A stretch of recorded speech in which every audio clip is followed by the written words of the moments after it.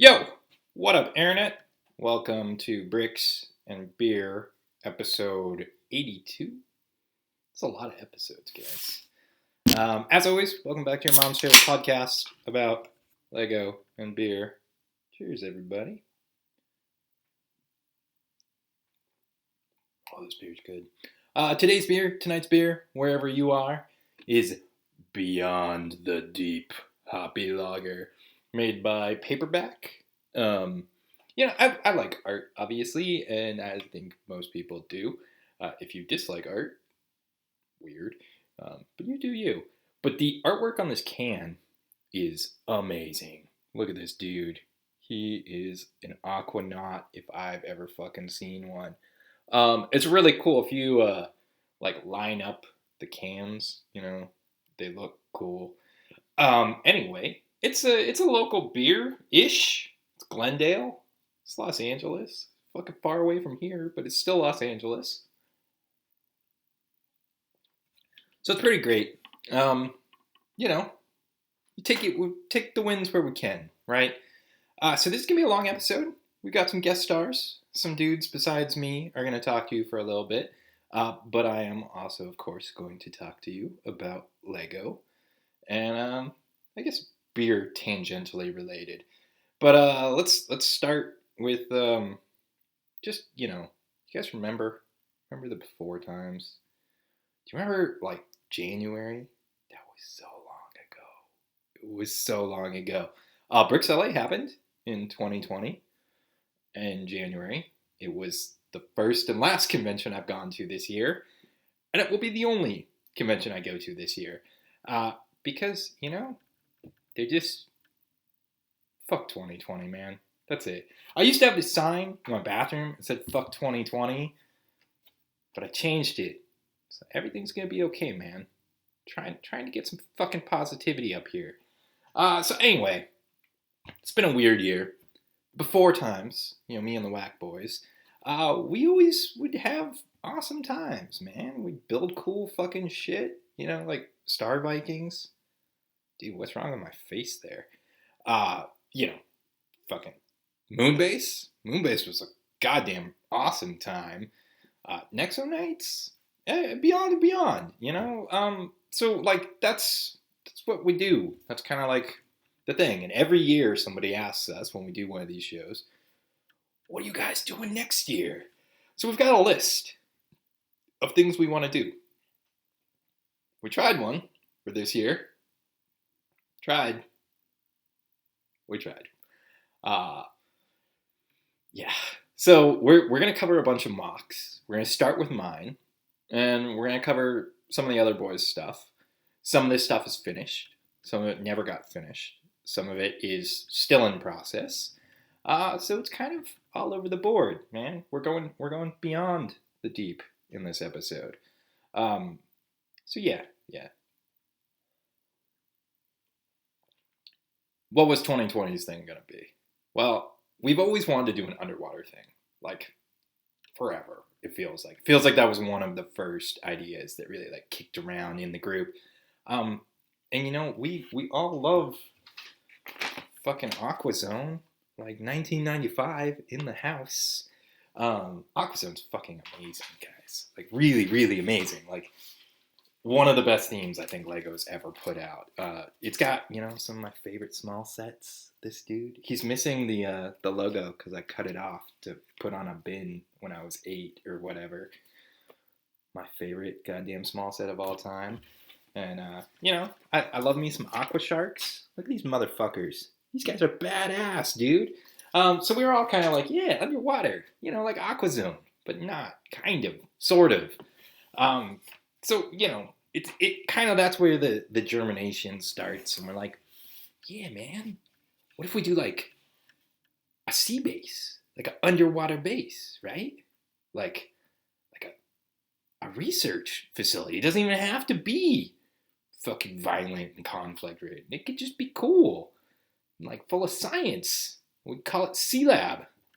Sealab 2020. Oh no. Who are these people? I only know this from the fucked up Adult Swim version, which is Sealab 2021. Just the same fucking show, apparently. Mind blown. Yeah, so it's not that. But they did have a cool fucking base. Like, look at this shit, man. So that was kind of, we were getting some of the vibes there. We're also getting some diver vibes. You know, I kind of wanted to pull a lot of things in. I didn't want it to be like Moonbase, where it had to just be strictly an homage to the source material. I kind of wanted to like take it and go with it. So for me, I'm an overachiever. I'm an early adopter. I'm a dude who just can't stop building. So I started real early, like most years. I started about like 8 months outish. Convention was supposed to be in October. That was what this was geared towards. BritCon. Remember BritCon? Remember Public Ties? Oh man, Public Days. Dude, like, this was a good time in the past. I didn't like it. I didn't go to Public Days, but like, it was okay. Now this gives me fucking panic attacks. So anyway, obviously, convention's not happening in October, but I started in March.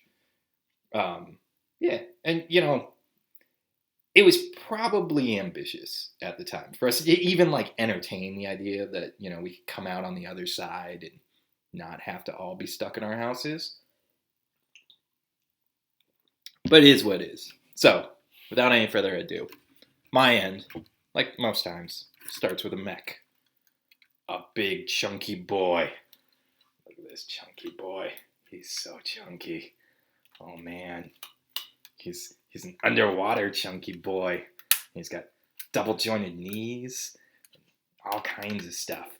So instead of me manhandling this thing, which is not really as impressive, I've noticed when I'm shoving things in the camera, is when I can do this.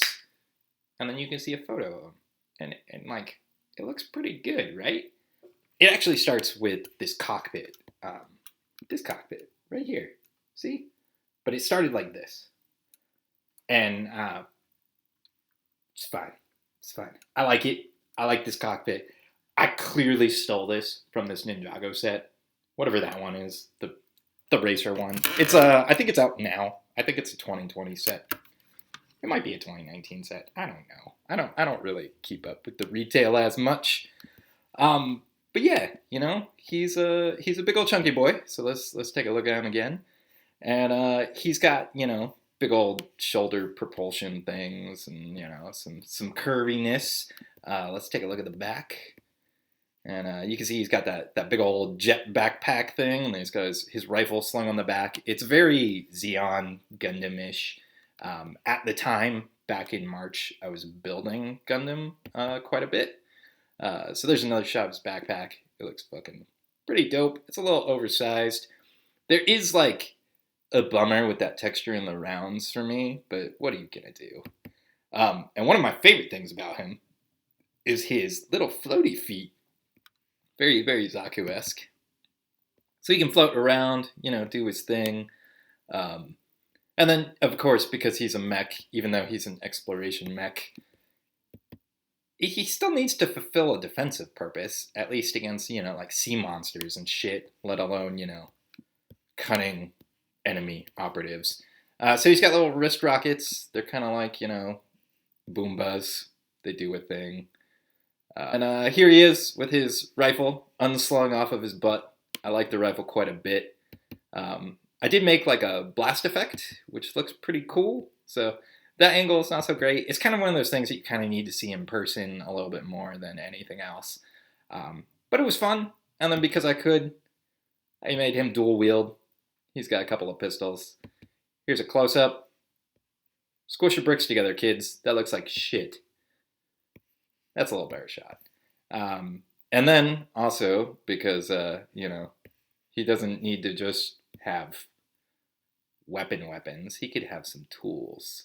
So I give him a big-ass knife. Look how rad this knife looks. It's a Ninjago part. A rather new Ninjago part in the last couple of years. It's got like a fucking super wicked blade that I love. And I wanted it to kind of reflect, you know, like a diver knife and give him some utilitarian kind of stuff. And then it also fulfills my little Gundam Itchy kit out thing. And then for the lulz, and I guess functionality, he's got swappable hands.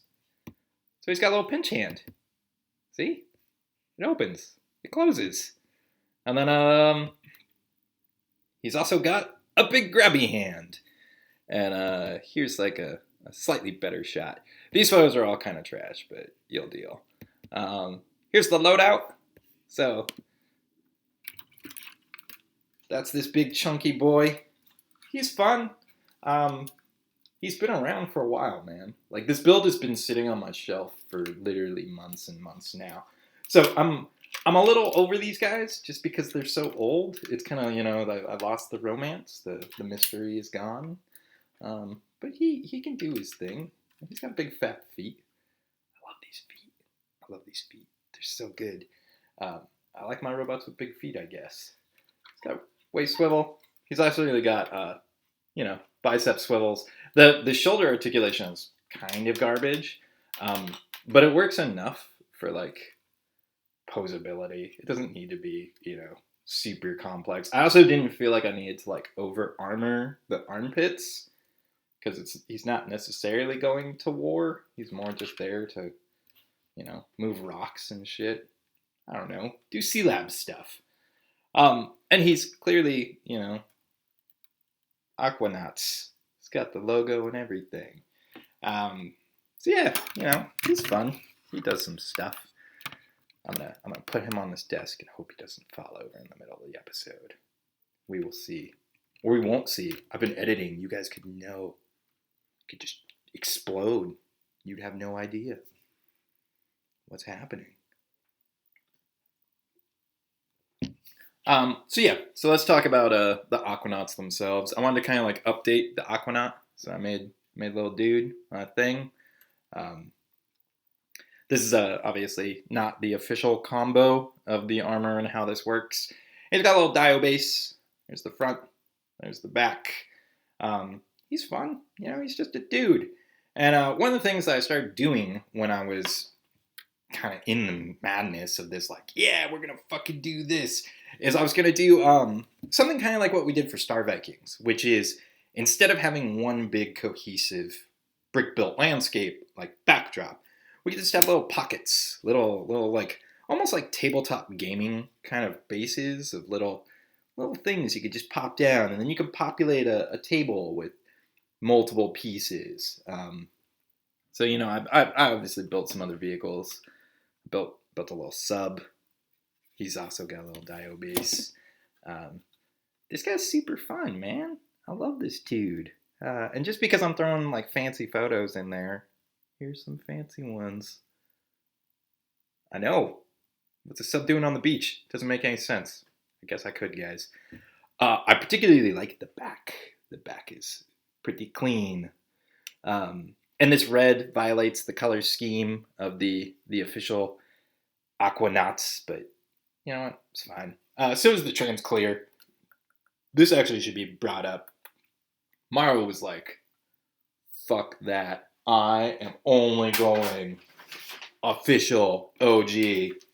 Everything needs to be trans blue, motherfucker. And I was like, all right, that's fair.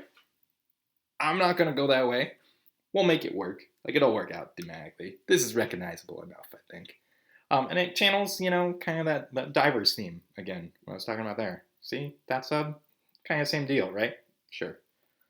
So I'm making all these little things. I'm making little dio bases of all kinds of stuff. So, like, here's some turtles. They're so cute.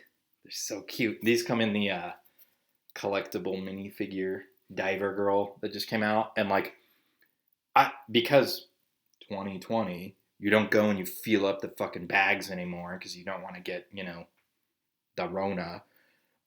So I just, when I go, I just buy some figs truly blind, like really just gamble. Don't even fucking touch them. Just put them in the cart and then you check them out and then you open all the packaging, you disinfect everything, you fucking survive. And somehow I ended up with a shit ton of turtles. Not a shit ton, a squad, a little turtle squad. So I love me some turtle squad action. It's fun. I love turtles. So this is kind of like one of those things, I just take a base plate and you slap some aqua foliage down on there and some creatures, and you've got like part of a display. So you start putting all these things together, and you can do things, and then you can build little squads of dudes. You're gonna see a lot of this episode. Here's my shark squad. Dudunt, dudunt. I love sharks. I love this old school shark. You know, he's pretty rad. There is a new shark. This dude, the hammerhead. He's fucking cool. I like him too. So you know, we got shark squads on the table now, and we had kind of an interesting idea to try to do implied depths based on like changing the little bases. Like we could have a deeper version that would be like mostly black, or like imply like a deep subterranean trench versus like this stuff, which would be more sort of shallow water, and we could kind of ramp the display from one end to the other. Dreams, man. Dreams. Boulevard of Broken Dreams. But it's okay. It's okay. So yeah, you know, and of course part of this is I start building these dios, and they start getting more complex and bigger. Live and uncut. And they've got kelp and starfish and creatures, and like there's this saw shark dude. He's pretty rad. And you know, the whole point of this is to have seafaring things not just stand on the floor. They can go up here. There was more of this. Fuck it. Here's a photo. You understand. You guys are getting this. So there's Dio. It's got some sea stuff on it. It's got a big thing. That's to mount other things. And then, you know, we also want to do some like actual Sealab kind of things. So we've got little modules, and they're kind of like moisture evaporators, except like, I don't know what the equivalent of that is. Moisture unvaporators? Air moisturizers? I don't know where I'm going with this. So anyway, you know, piecemeal. So you start building set pieces. One of the things that happened while all of this was kind of going down was there were rumors about these polybags, and then finally we found them, and they're rad because they come with these dudes. Who doesn't love a manta ray? Manta rays are fucking awesome, just like turtles. So yeah, you know, so I've got this table full of these things, and I'm building my squad, and then I realize, of course, I'm not representing the dudes I'm really into, you know, these boys. So I built this little dude, who is straight up a cover of one of my favorite small sets of all time. So instead of this crappy, turning this around, here's some photos. See? OG? New school?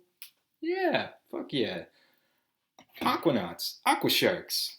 Yeah, I don't know, go crazy. You can build your own shit.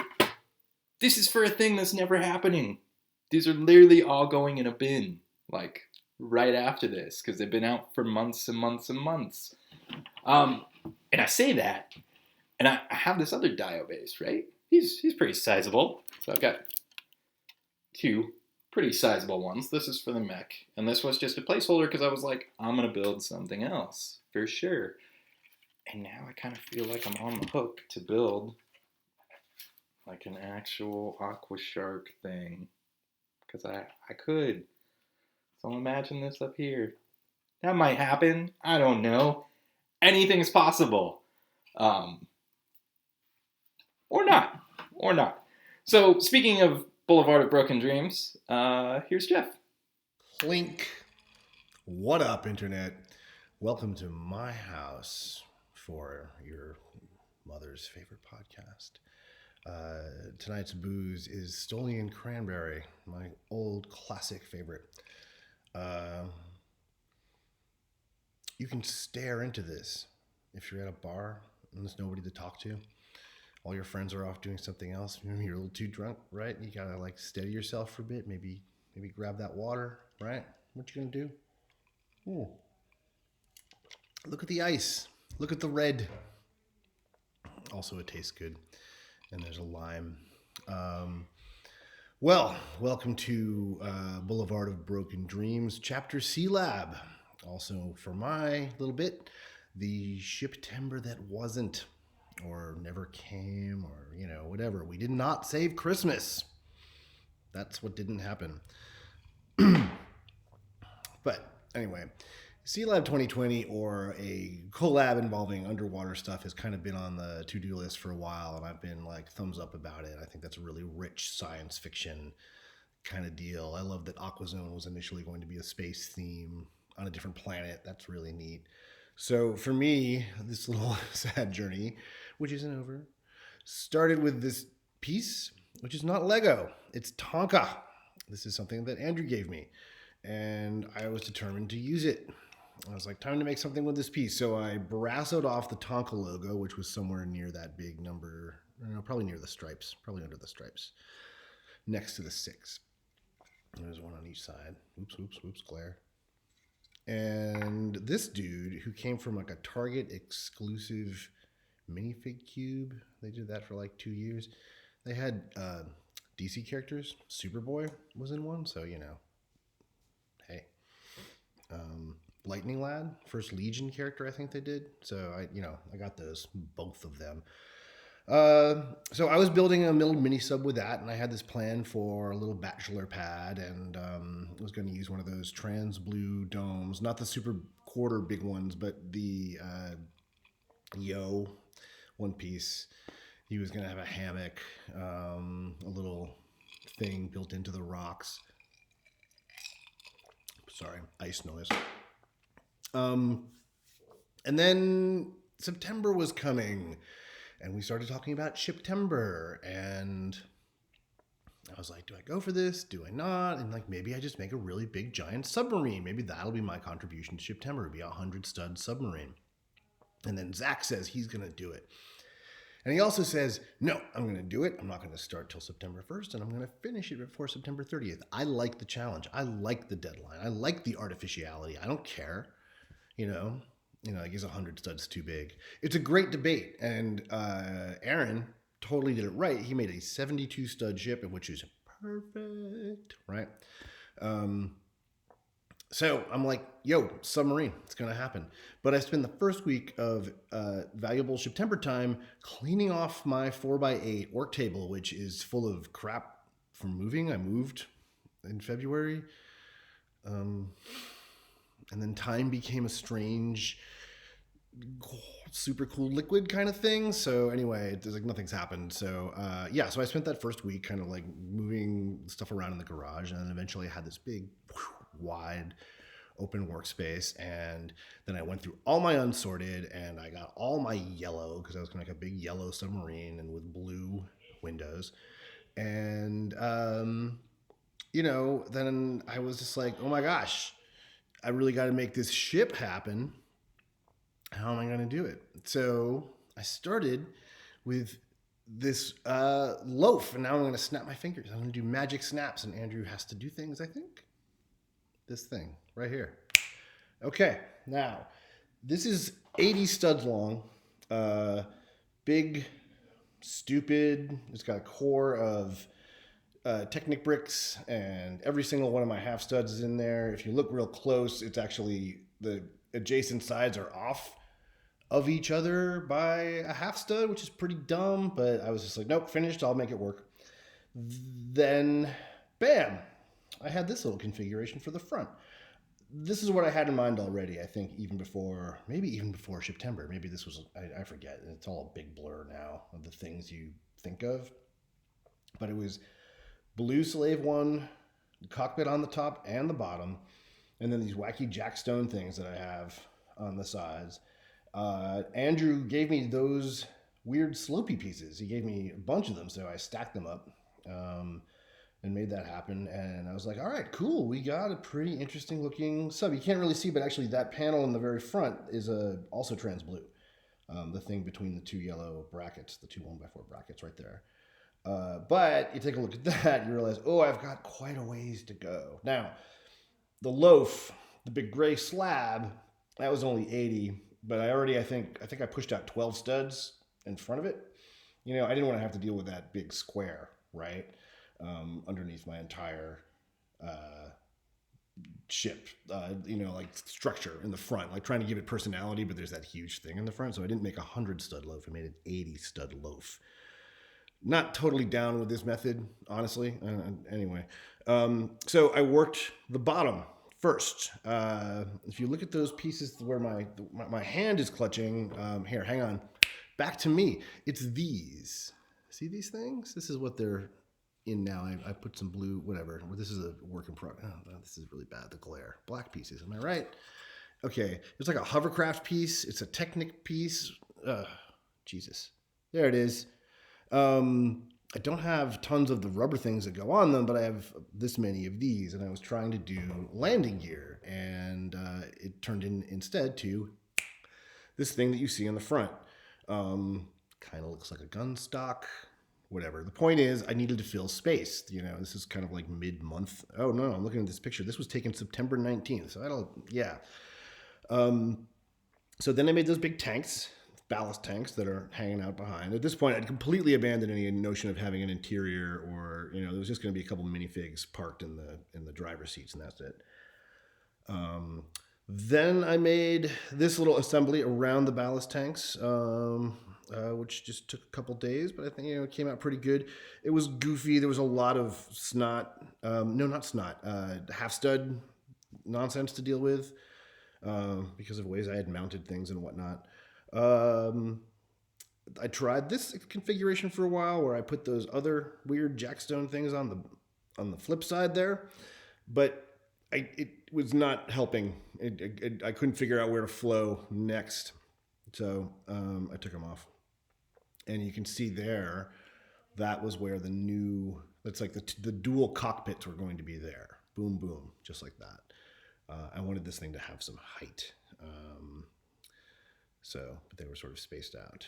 And this picture right here is just to show how I lined the sides with that really nice 2x4 curved piece there.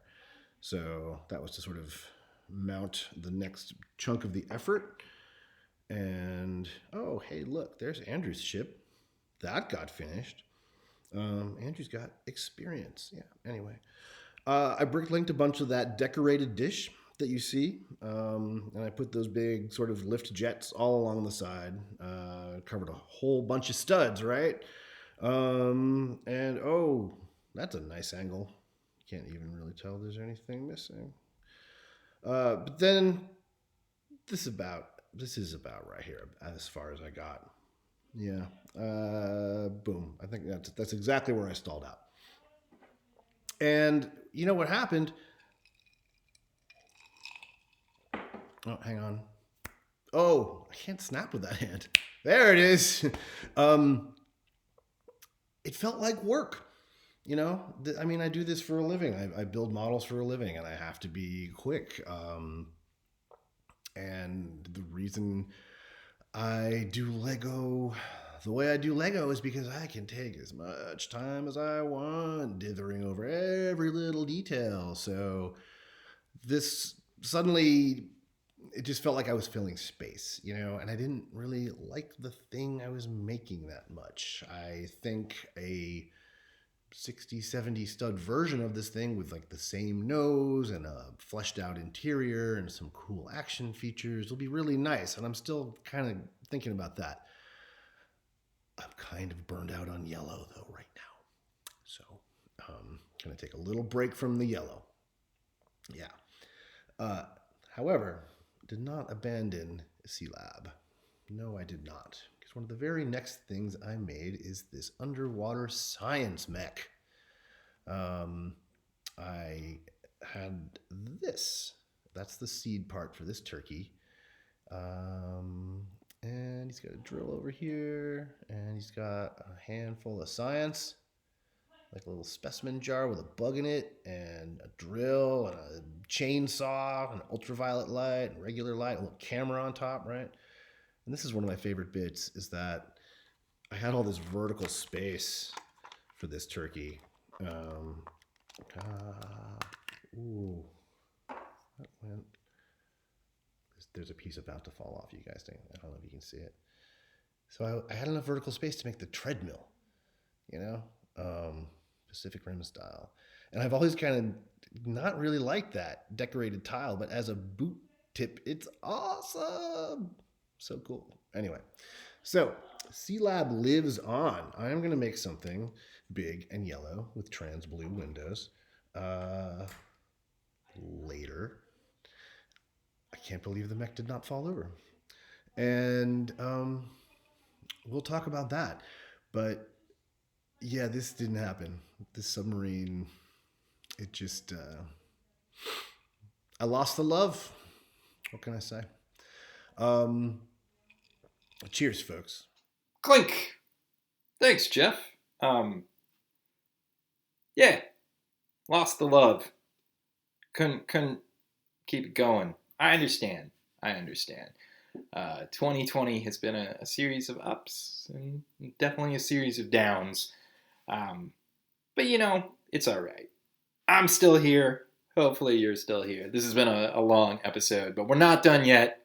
We've got a ray of hope, a glimmer in the distance. My boy Morrow. Here he is. What up, Internet? It's your boy Morrow. So yeah, Aquazone. Let's start with the story. We're gonna go back in time, Christmas 1994.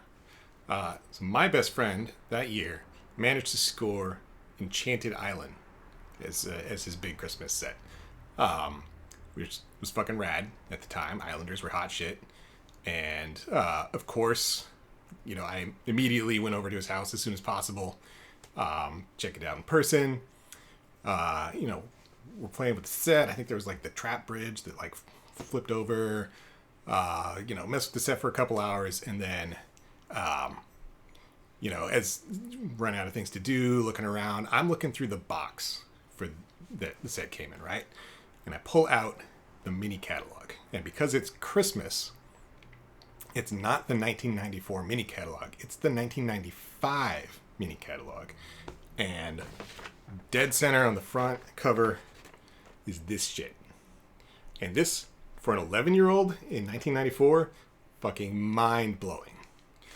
Why? Because when I was really getting into Lego, very late 80s, 80, 88, 89, that's when Pirates came out. And that was the last time Lego had done a new theme. So for pretty much my entire childhood, like, the themes were Pirates, Castle, Space, Town. And Technic and Duplo, whatever. And that was just kind of how the world was. You know, like, Lego seemed content with that as the themes. And my 11-year-old mind, I think, basically just kind of assumed that that's what themes existed and would exist for pretty much into perpetuity. And so, you know, Lego was they were comfortable exploring those themes, and it was rad. They were coming out with new stuff that, you know, again, was mind-blowing for a child. You know, we had the Ghost. I remember that being a big you know, highlight, pivotal point. Pirates did Islanders, which we, you know, were just covering. You know, the mask, the King Kahuka mask. Dragon Masters came out. Freaking, like, an actual Lego dragon and wizard hat.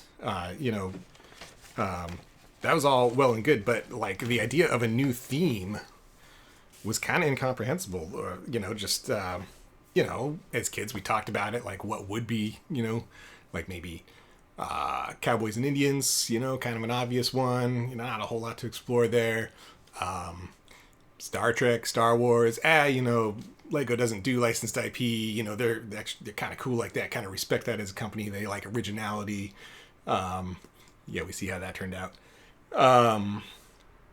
But you know, yeah, you know, we kind of assumed if there was going to be a new theme, Cowboys and Indians was it.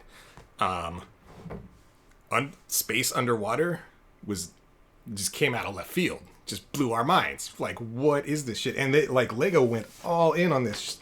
Like, the amount of new stuff, you know, octopus, crystals, never seen any part like that before. In chrome, which was awesome. The knives, the harpoons, also in chrome. All the new parts for the subs, the propellers, new canopies, of course the pontoon piece. So yeah, this was kind of a pivotal moment. It's one of those shining moments in my Lego nostalgia bubble, that I will always remember, is opening that catalog for the first time and seeing that. So yeah, Aquanauts, fucking Aqua Zone. Fast forward 2020, this year, at some point earlier this year, I think I was just lying in bed, and I kind of had this vision that came to me, and again, it was kind of like this image.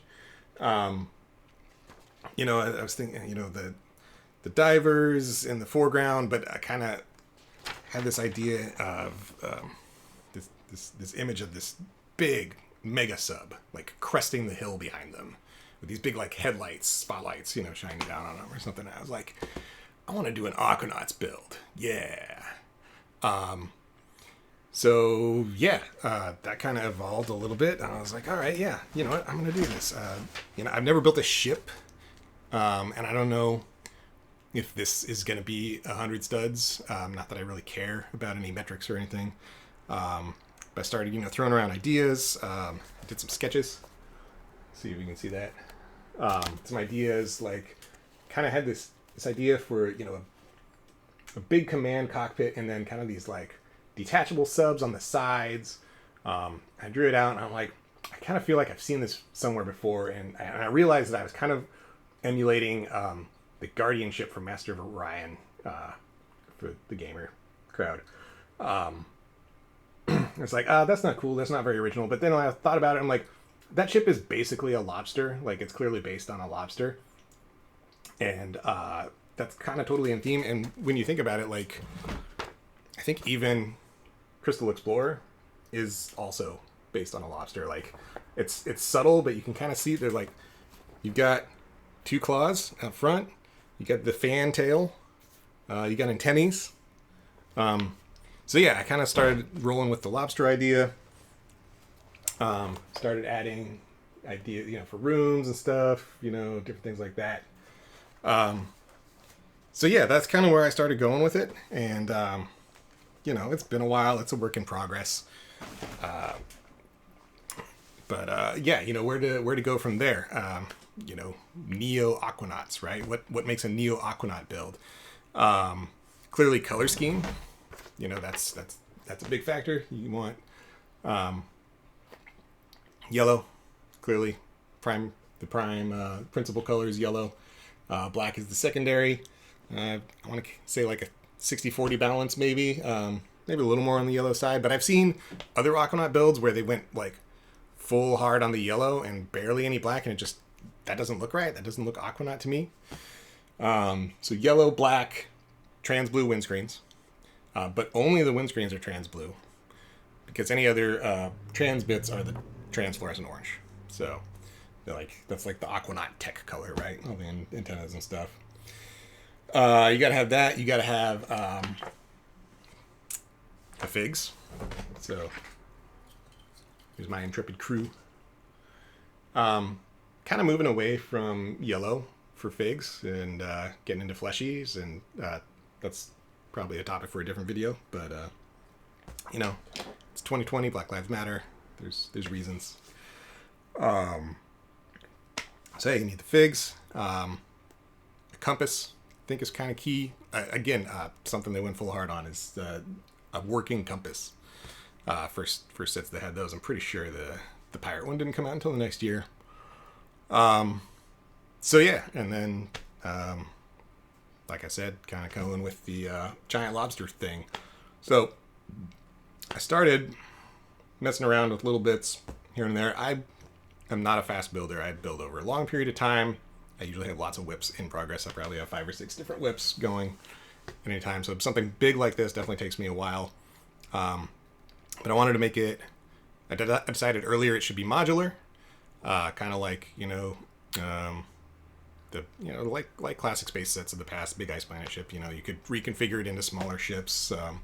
Just kind of thinking, you could do something like that. So I decided to focus on the science module first, and that is the only thing that I have near done at this point. It's been through lots of different revisions, but it's going to be the midsection of the ship, kind of the thorax of the lobster is the idea. So trying to make it kind of linear in design.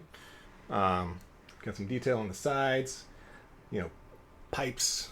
I feel if you're going to do greebles for underwater stuff, pipes are a big central part. Still working on the top. I got a couple variations. So this is not fully fleshed out, but different roof piece. Not sure which one I like better at this point.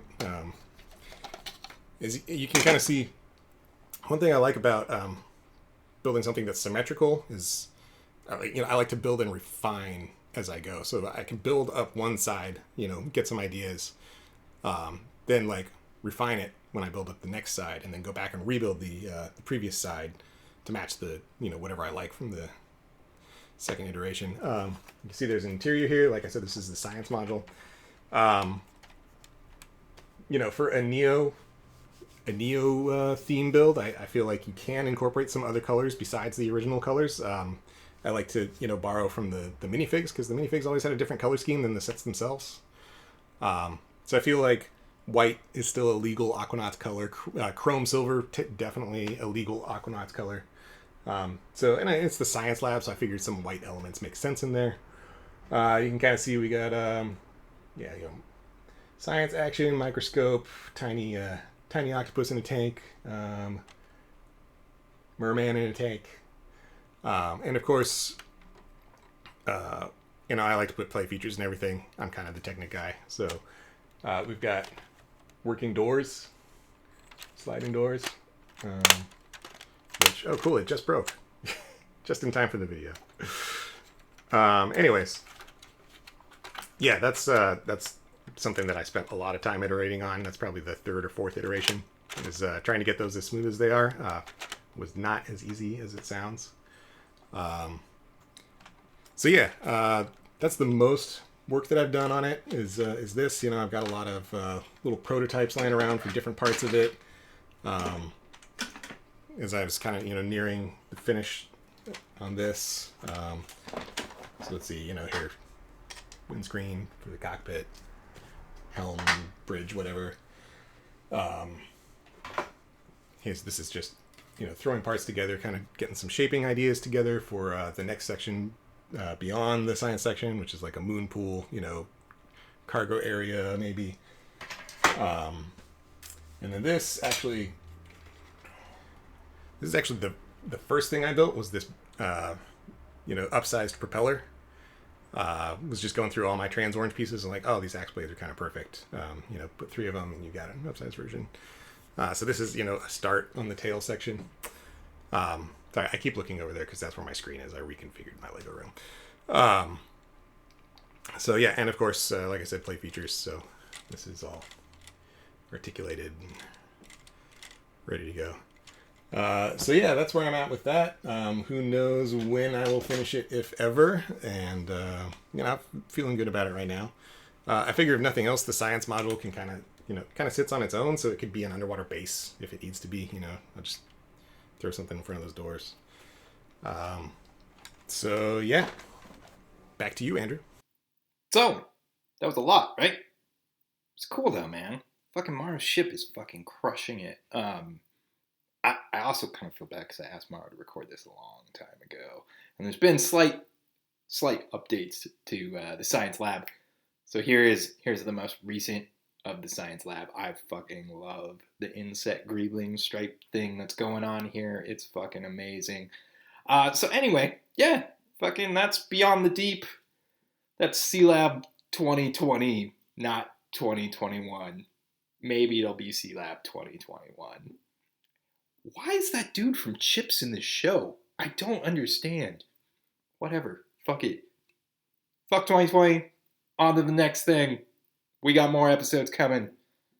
drink more beer, build more Lego, live your life. All right. Thanks for watching. I'll see you in the future.